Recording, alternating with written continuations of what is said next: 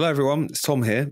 This is just a quick note to say that the episode that you're about to listen to was recorded before Rishi Sunak called the general election. So if you're wondering why we don't mention that huge bit of news at all, that's why. It's also why we don't mention that the hated generational smoking ban has also been put on ice due to the election. But given both parties are still completely signed up to it, that doesn't really make the blindest bit of difference, and all of our furious comments on this podcast about it still stand. Anyway, without further ado, let's go on with the show.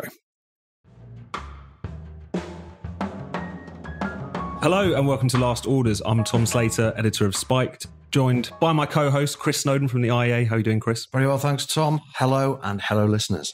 And we're delighted to be joined today, also from the IEA, Communications Officer Reem Ibrahim. How are you doing, Reem? Hello, I'm doing well. How are you? I'm well, thank you. We're going to start off by talking a bit of an update on the whole world, the crazy world of ultra-processed food. Chris, I know you've been writing a lot over recent years about Chris van Tulleken, who's the main crusader against UPF. And you've been following his kind of recent statements. So do you want to just tell us a little bit about where this debate is going and what the other Chris has been saying about this issue? Chris continues to provide top quality banter with his tweets and writings. On Sunday night, I'd had a number of drinks and a frailty or some form of weakness affected me, and I downloaded, for the cost of £5, the paperback version of his best-selling book, Sunday Times Science Book of the Year 2023, Ultra Processed People, which we've discussed before and I've reviewed at length, and it's not very good, and some really amazing factual errors in it and some astounding claims. This is the guy you may recall who said on Twitter that the idea that exercise helps you lose weight was invented by the Coca-Cola company. And in the paperback, there's an extra chapter. Yeah. I mainly bought it to see if he corrected some of his mistakes, which in fact he has in one instance, sort of. But it's also got an extra chapter, which is essentially him just trying to settle scores with people who disagree with him. So since his book came out, nobody really gave it much kind of critical focus or tried to argue with it very much, but hence Sunday Times Science Book of the Year and all this kind of stuff. So everyone said how wonderful it was. Loads of celebrities like Chris Evans and Charlotte Church and Chris Packham all said it was a fantastic book. But one or two people like me disagreed with him. He doesn't mention me in that part of the book. He'd already discussed me quite enough in the main text of the hardback. But some scientists who were got together by the Science Media Centre did a little online Zoom panel, from what I could see. And these 5 professors of nutrition, people who maybe know a bit more about it than Chris van Tulleken, dare I say, they quite politely and gently said, maybe we are throwing the baby out with the bathwater with this ultra-processed food thing. Obviously, high sugar food is bad, high fats, all the stuff we know.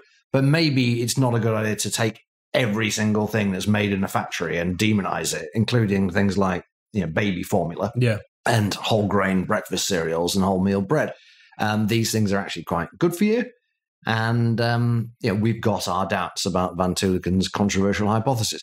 So he spends this new chapter ranting about them and saying that the science about media... this one panel. Yeah, okay. The one bit of kickback he's actually got. And saying that the Science Media Centre is funded by the food industry. They're funded by lots and lots of different people. And a couple of food companies have given them 5 or 10 grand. Yeah.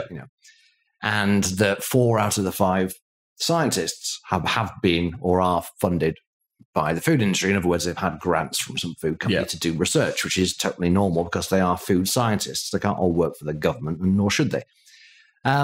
He doesn't say much about the one guy who doesn't have any conflicts of interest as far as he's concerned, other than mentioning in a footnote that, I don't understand why this guy was on the panel. But why didn't you have a think about it, Chris? Is it like you're sort of sharing a platform with nefarious people? Yeah, he's let himself down here. Yeah. Says, well, why don't you think about it? Because this guy was, as strongly critical of him as anybody else. So, okay, you're not going to take these people seriously because supposedly they're funded by the food industry. Yeah. Well, take the criticism of this guy seriously. No, but let's put him in a footnote and just act confused about it. So either they're paid shills or they've let themselves down. That's the kind of deflection. Okay. Basically, yeah. And but the most amazing thing was there's also this frequently asked questions section. Now, in the book, he has a go at something which I think is pronounced xanthan gum, which is an emulsifier. He says it's revolting and disgusting in the book. He says it's basically bacteria. I don't know really what it is, but it is an emulsifier. It's used. But you can actually use it in your kitchen, which means that his kind of stupid definition of ultra-processed food, which is if it involves an ingredient that you don't find in your kitchen and is wrapped in plastic, it's ultra-processed. Very scientific, as we know. So apparently, one of the frequently asked questions is, if I use xanthan gum in my kitchen to cook food for my family, is it ultra-processed? To which the answer, staggeringly, was no, because you're not doing it for profit. If you're cooking things for people you love to nourish them, then it's not ultra-processed. So love is the magic ingredient. It's the magic. It's the antidote to xanthan gum. This is extraordinary, isn't it? That he would write that down and publish it when he knows people like me are going to read it and put it on Twitter. So this very, very loose and weak definition of ultra-processed food has got even more ridiculous, but also it's much more revealing, isn't it? Yeah. That we're now explicitly talking about profit-making companies. And he also did an interview with The Observer as well at the weekend, in which he took a journalist out to an Italian restaurant in Islington for pizza and ice cream, except it was homemade gelato, so it doesn't count, and it was a homemade pizza. Well, firstly, is it even homemade if it's in a restaurant? You wouldn't normally call that homemade, would you, if it's a restaurant? Surely not. It's usually an advertising gimmick to call something homemade in a restaurant. Yeah, authentic. but it's not really. Authentic. It's literally in the out-of-home sector. Yeah.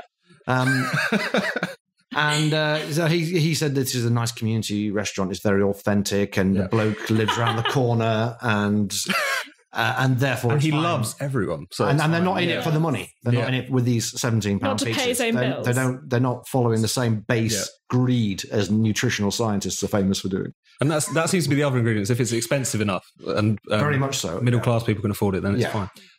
Reem, where to begin with all of that? But anything that you want to say on UPF and Van Tulleken's latest? Well, I think what's really interesting is how revealing the definition really is. I mean, how quickly it took them to go from effectively saying that, this is about doing good for people, their health, we're talking about their lifestyles, and then all of a sudden jumping straight the gun to profit.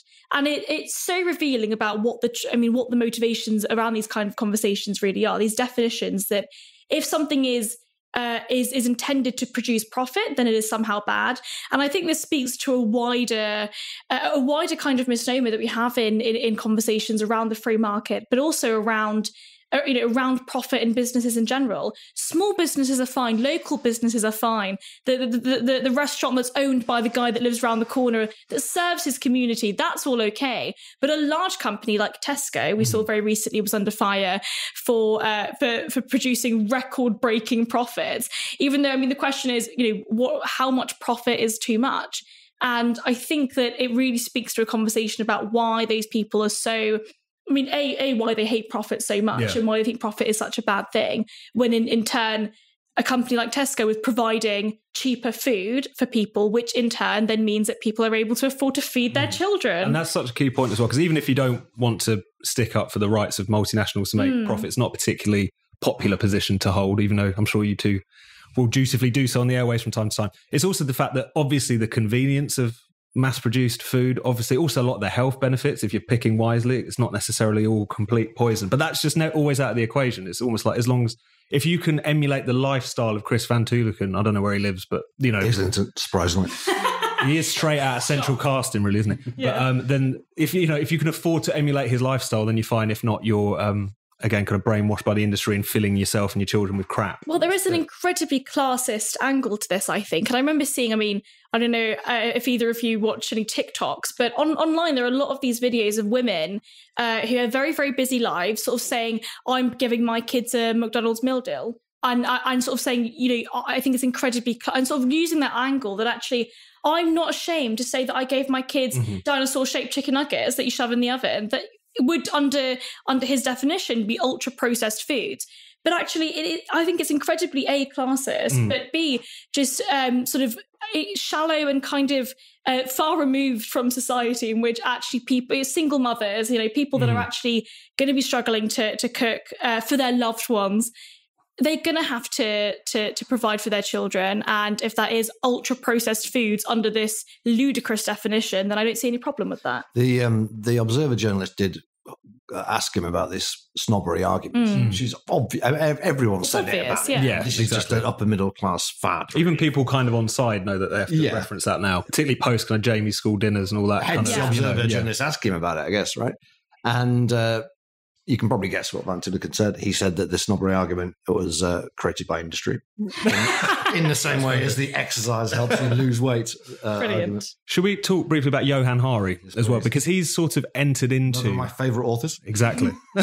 You never quite know what you're getting with Johann Hari, but this time around he's entered into the debate about the food supply. He's put out a new book which is normally about Ozempic. It's called Magic Pill, The Extraordinary Benefits and Disturbing Risks of the New Weight Loss Drugs.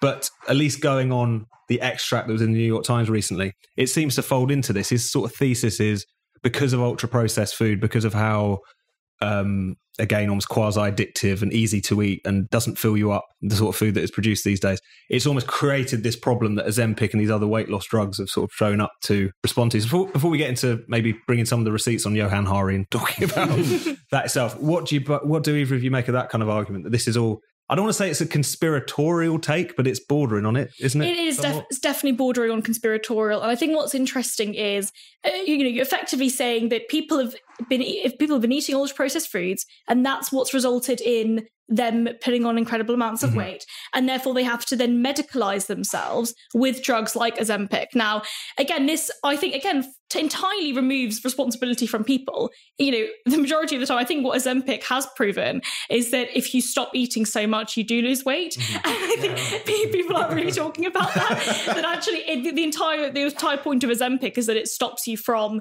it sort of makes you feel less hungry. So therefore you eat less. So I think that the classic just shows that the solution to this is eat less food. Eat less food and exercise more. Yeah, exactly. But exercise more is sort of secondary to the eat less food, stop putting so much food in your mouth sort of argument. But then sort of entirely removing the responsibility from people and saying it's all industry. And it is borderline conspiratorial. It is sort of saying to people that they're too stupid to make their own decisions, that they didn't really make those choices when they were stuffing themselves with a Costco cake. They didn't do that themselves. It was industry that made them. But what we can judge is also some of the controversies that has already engulfed this Johann Hari book, as have engulfed many Johann Hari books. So this time around... Every Johann book. More or less. But let's talk about this one particular controversy that has come from this book, which is that he, in it, refers to Jay Rayner, the restaurant critic, and says that he himself was taking Ozempic, and as a result, it ruined food for him. Jay Rayner immediately took to Twitter when he'd found out this and said this wasn't true whatsoever. He'd never been on Ozempic. Johann Hari then tried to claim that it was another Guardian/Observer writer, but it turns out that woman also has never taken Ozempic. It seems like the other writer who was talking about once wrote a piece about taking other forms of medication, making her sick and putting her off food. Right. And this Stan First on the original article had mistakenly put Ozempic in there or something like this. Nevertheless, with that wrinkle as a given, it doesn't really paint a picture of being particularly thorough on your writing or your fact checking, does it, Chris? But I know you've written about Johann Hari before and his kind of some of his years ago, with his first issues, which were a combination of him quoting people in interviews, not on based what they'd said to him, but on things they'd written, which he just Googled. And worse than that, I thought, was the incredibly malicious editing of Wikipedia, which he was doing obsessively. Even on like Christmas Day, he would be on Wikipedia, usually slagging off his colleagues as well. He was slagging off like the Independent's editor when he's writing for the Independent and Nick Cohen and people like this. And that led to his initial downfall, from which most people, if he was even vaguely on the right, he would never have come back from it, right? Yeah. He did also, incidentally, lose a lot of weight, do you remember, when he came back from that? Because he used to be a right little chungus. And then he had this, scandal and disappeared for a year or so, and then came back with a book about the war on drugs. And he was miles slimmer. And that was before Ozempic. So I think it was going to America that did it for him, though. Because he went to America. Go the other way, don't they? I think that drugs book was kind of endorsed by Hillary Clinton. He'd obviously got in with the great and good over there, and they have that thing over there, which is a kind of British person and the British accent, and they kind of just fawn all over them. Yeah. But it was I remember because he had to give back the Orwell Prize, didn't he? Since been given to Carol Cadwell. Orwell Prize people are not really learning from but the things that came up, and it was incredible. I mean, there was the malicious editing of the Wikipedia entries. I think we at Spike were a target of some of that. David Rose, was it? Was the David name, Rose? was the name that he did it under. But it wasn't, obviously there was the misappropriating of quotes, but there were also examples of him reporting in like the Central African Republic where he was saying that certain things had taken place, like kids approaching soldiers with the severed heads of their own parents saying, help us, but they were under orders not to. His fixer/translator said that had not really taken place whatsoever. Yeah. So it was even like war reporting sort of situations that he'd completely over-egged. I mean, a lot of the lying isn't that big a deal in itself. Mm-hmm. It's just a lot of people suspect from reading his articles and his books, like things segue together so seamlessly. Like he'll be having dinner in a restaurant with somebody who'll mention something, and then the very next day something very closely connected to that will happen. And as he continues his journey towards learning about something, which is probably a preordained conclusion in the first place. Mm-hmm. So I don't know who keeps reading these books, and why if you got a proven record of being factually inaccurate at best, are you trying to be a science writer of all things when you're not even a scientist? So he wrote the thing about social media, didn't he? It was about phones, like we can't concentrate anymore because of our phones. Well, apparently there were loads of errors in that as well. Yeah, antidepressants. Didn't he do a book saying antidepressants don't work? And it came out like the week that the biggest meta-analysis of antidepressants showed that they worked. Successful, yeah. Tremendous timing. That's great. Shall we, before we move on to postbag and the rest of it, we should also do a bit of an update on what's been going on in Parliament at the moment, because I know that both of you have done a lot of work on the tobacco and vapes bill, which there's been some updates on. I understand it, but also some nanny state stuff in general. Chris, do you want to start with some of Adrian Childs being in Parliament recently? Should we kick off with that and then move on to the latest on tobacco? Parliamentary roundup, a new regular section of the show. Chris Snowdon. So this week in Parliament, Tom, there was a Health and Social Care Select Committee about preventive health. And they had the usual suspects, Ian Gilmore and some public health director and somebody else, Killjoy. But then in the afternoon, they had Adrian Charles just on his own. Now, we like it. Adrian Charles is a friend of the show. Welcome on the show. Never been on the show. I wouldn't be surprised if he listens to the odd show. He was on my Swift Half program. I think we can have a look at that. I think we can book him. I think we can make it work. If you're listening, Adrian, come on the Last Orders. He's pretty good lad. I mean, I'm not quite sure why they got him on Health and Social Care Select Committee, other than that he'd done a couple of TV documentaries about drinking. But his stuff about drinking is more or less along the lines of, I like drinking. Yeah. But I used to drink 100 units and I've got it down to 30 or 40 a week now, which is still far more than the government recommends, but it's about right for me. Yeah. And that's more or less what he told the committee yesterday. I think a lot of these select committees, they just like speaking to celebrities, don't they? It seems that way, doesn't it? They love get Jamie Oliver in. Yeah. They had the food one in the House of Lords where they kicked off with Tim Spector, Henry Dimbleby, and I wouldn't quite call these celebrities, would you? Well, they're by in that world, yeah, certainly. Public health standards. And there was a media review where they had somebody in the media effectively telling them that they were sort of saying, how can we build a better relationship with the media and the government? And they sort of said, we don't want a good relationship with the government. At the time, Andrew Neil, that was it. Andrew Neil literally went on the committee and was like, we don't want a good relationship with you, which I found quite funny. You're probably right. They do just want to talk to celebrities. I think they do, and they thought that Childs could sprinkle a bit of stardust on proceedings. And it did. So that was... We need some attention to this. I suppose attention is the other thing. You get a news story out of it. You know, people will actually report on it, whereas true. They might not. But then should that really be the aim of select committees to get media attention? Also, during the same hearings, not during Charles's bit, I don't think, but Steve Brine, who used to be, not even for that long, I don't think, but he used to be the public health minister. He quit over Brexit, I think because he was a Remainer. What did he do? I think he's quit being an MP in the next election. And he's chairing this committee for some reason. And he went, like all these public health people, like Andrew Leadsom now, who's just dreadful, went completely native as soon as he had any contact with the Department of Health. And he was saying that we should introduce the Swedish-style alcohol retail monopoly in Britain. Which anybody who's ever been to Sweden knows that that's an absolutely ludicrous idea. Not only is it kind of thought of as such as well, like generally. Yeah, like I think generally speaking, whether you're on the right or the left or more authoritarian or more liberal, you know, people generally speaking are under the impression that it's a bad thing, and actually that the only reason why it still occurs in Sweden itself is because the government have created it. Right, it's a government created monopoly. It also, I mean, we're talking about class differences earlier. You know, the fact that in Sweden alcohol is so expensive is because there's a monopoly and there's no competition. There's not that downward pressure on prices. And so you only have one particular choice, which is very funny because when I was recently in Sweden a couple of weeks ago, and I was at a dinner, and they made us drink Swedish schnapps before the dinner. And again, it's all produced by this same alcohol monopoly, which is just bizarre to me. Well, it's bizarre. I know that the Tory party is a broad church, and a lot of people in the Tory party way to the left of me. But even Angela Rayner isn't saying we should nationalise the off-licences. Do you know what I mean? We need great British Even alcohol. Jeremy Corbyn wasn't saying let's nationalise the off-licences. This is how far gone these people are. Do you think that the sort of public health lobby is more far gone than even the left of the Labour Party? Oh, yeah. The public health lobby almost exclusively is very, very left-wing and explicitly anti-neoliberalism, as they call it. But you would hope, obviously, despite the experience of the 14 years, you would still hope that maybe Conservative MPs wouldn't be in favour of nationalising anything, really, but certainly not off licenses, which is quite internationally quite an unusual thing to do. Right? And there's quite a lot of people in Sweden would like to get it privatised, and eventually it probably will be privatised. Especially under this new government in Sweden. I mean, they've got a sort of centre-right coalition that are effectively arguing for this.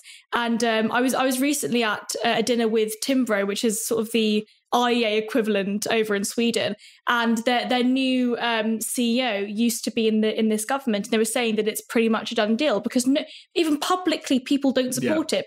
Primarily because of the fact that there is a lack of choice. You can't choose the sort of, obviously there are different types of alcohol that this producer produces, but the fact that you as an individual can't make those choices, I think that's such a good microcosm for why that kind of market works, because people ultimately get to choose what kind of thing they want to drink. Yeah, I mean, so if the Swedish government, especially, doesn't want to bring in a particular bottle of wine, you cannot buy it in Sweden. That's what it comes down to. They've got, to be fair, they've got a good range, haven't they? As far as off-license go, they are pretty good. But if you don't like what's in it, that's your lot. You can't import and sell another brand. I'll go with Majestics instead. No, that's it. Whatever you get given, that's what you got. So that's alcohol and tobacco and vapes. The main news was a load of amendments were put forward for the tobacco and vapes bill, many of them sponsored by Rachel Malik, who is very much not a friend of the show. She's a massive NIMBY, Labour MP for York, massive NIMBY and a massive nanny statist. And most of these amendments, surprise, surprise, are saying we should make this, we're not going far enough. We particularly need to go further with vaping. And so she put forward an amendment, which was debated, unfortunately rejected eventually, saying that all nicotine products should be included in this. We want to work towards a completely nicotine-free future, which, let's face it, is where we're going to end up on this thing. But it's also, so the tobacco vapes are now at the report stage. And so, Chris, you made this point on X that, it feels weird saying X, Twitter. Yeah, well, don't say X. On X. It's what the kids are saying now, Chris. That everybody on the committee had voted for the bill in the first place, which is absolutely mental. So you've got a bunch of people that already support the bill, then trying to adapt the bill. Of course, they're going to want to make it even more strict and even more nanny statist. I think on, just specifically with the tobacco and vapes bill, an angle that I've been trying to push as the resident North African of Westminster, shisha, the fact that shisha is included in the ban, and just sort of culturally, just to speak to that, generations in the Arab world have smoked shisha. Muslims don't go to the pub. You'll see them on Edgware Road going to shisha bars, and you go there, you go to a shisha lounge, and you together, so it's the same togetherness that you would in a British pub. You have that with shisha, and that is now being broken entirely. So it's effectively just... It's a racist law. It's a racist law. It's a racist law. It's an attack on my culture. But I just want to put it into context, like for British people that have sort of never really engaged with shisha culture, it's like the government saying that you're never going to be able to drink alcohol in a pub again.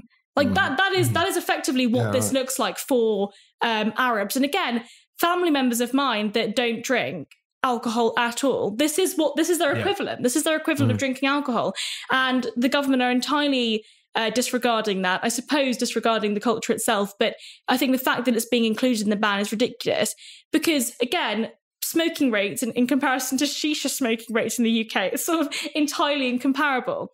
And I mean, there are so many things. Heated tobacco is also included in the generational ban. And so, even products that have been proven, cigarette papers have been proven to be safer. Cigarette papers is anything ridiculous. that can encase tobacco is what the legislation says.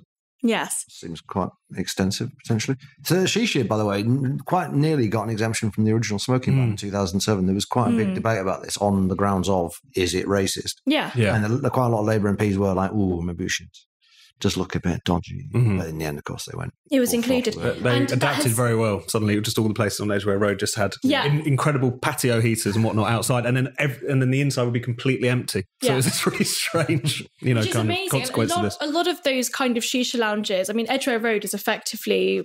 A lot of them have closed down. A lot of them don't exist anymore. Primarily, I think after COVID, people stopped going. People started buying shisha pipes and bringing them into their house. And that was kind of really a cultural thing anyway. When I go to Morocco or Egypt, where I'm from, people generally have a shisha pipe at home and they have one. They go to lounges as well. But I think it's incredible that it's sort of attacked that part of the culture. And I think that it's just about putting it into context. This is like saying you can't ever drink alcohol in a pub ever again. And we need to we floated this idea before that we should launch a petition to say it's institutionally racist and so on. So maybe we should get that going off the back of this podcast and see where we get to. It's unfortunate it's come to this, but whatever works. I want to squeeze in a quick postbag question. Postbag. It's bulging, eh? This is from Hilary Salt, very good friend of the show and of Spiked.